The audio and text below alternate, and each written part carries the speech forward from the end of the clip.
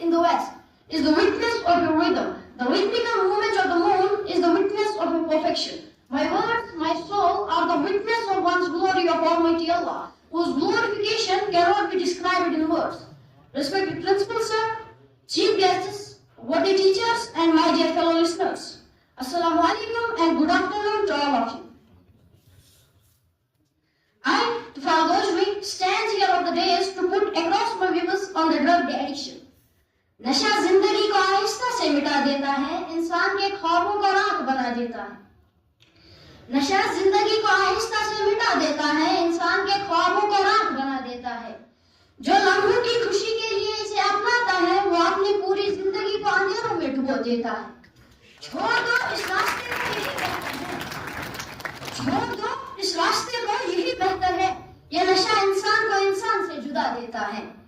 नशा जो कि सिर्फ एक लफ्ज नहीं बल्कि एक इंसान या एक सोसाइटी को बर्बाद कर देने वाली चीज है। If you want to destroy a man, a society, country or a whole world, at that time you should not attack on them by missiles or by the nuclear bombs, but you can involve them in the drug addiction. If the people of that country involve in the drug addiction, after that they will not be able to get out from this drug addiction. Drug addiction means the process of leaving drugs and returning to a healthy life. It is a very important step for those people जो मंशियात की लत में मुब्तला हो चुके हैं। The addiction is the way जो इंसान को एक नई जिंदगी की शुरुआत करने का मौका देता है। Many people become addicted because of peer pressure, stress, curiosity or depression. Doctors and rehabilitation centers provide medical care and counseling, जबकि घर वाले और दोस्त हौसला और मोहब्बत देकर मरीज की मदद करते हैं। Without support, it becomes very difficult for an addicted person to quit drugs completely. Schools and social organizations should spread awareness programs ताकि नौजवानों को सही रास्ता दिखाया जा सके.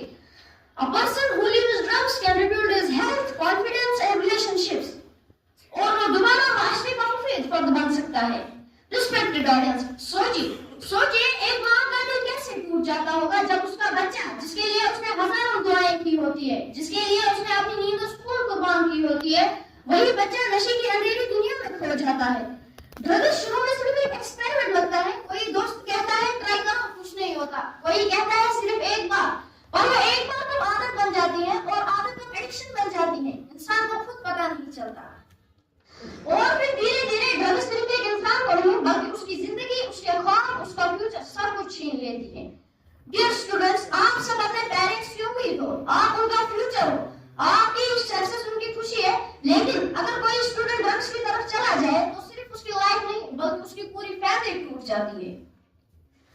आज मैं स्टूडेंट्स से कहना चाहता हूँ, प्लीज कभी ड्रग्स को ट्राई मत करना। पीयर प्रेशर के चक्कर में अपनी जिंदगी बर्बाद मत करना। टेम्पररी फन के लिए अपना परमानेंट फ्यूचर खराब मत करना। Remember this line, drugs may give you temporary happiness, but it can destroy your permanent future. लेकिन dear audience, आज मैं सोसाइटी से भी एक बात कहना चाहता हूँ। हमारी सोसाइटी में जब कोई ड्रग्स का शिकार होता है तो लोग उसे ताना देते हैं, उसे रिजेक्ट करते हैं, उसे बुरा कहते हैं। लेकिन सोचिए, क्या ताना देने से वो इंसान ठीक हो जाएगा? क्या इंसल्ट करने से वो नशा करना छोड़ देगा? नहीं, वो क्रिमिनल नहीं, हेल्प के मोहताज होते हैं। उन्हें रिजेक्शन नहीं, सपोर्ट चाहिए। उन्हें इंसल्ट नहीं, अंडरस्टैंडिंग चाहिए। उन्हें नफरत नहीं, रहनुमाई चाहिए। अगर सोसाइटी मिलकर उनका हाथ पकड़े, अगर पेरेंट्स और टीचर्स उन्हें समझाए, अगर फ्रेंड्स उन्हें मोटिवेट करे, तो वो लोग भी वापस नॉर्मल और सक्सेसफुल लाइफ जी सकते हैं। डियर स्टूडेंट्स, याद रखें, a strong person is not who never falls, but the one who stands up again after falling. We often do not think that if a child starts using drugs, there must be a reason behind it.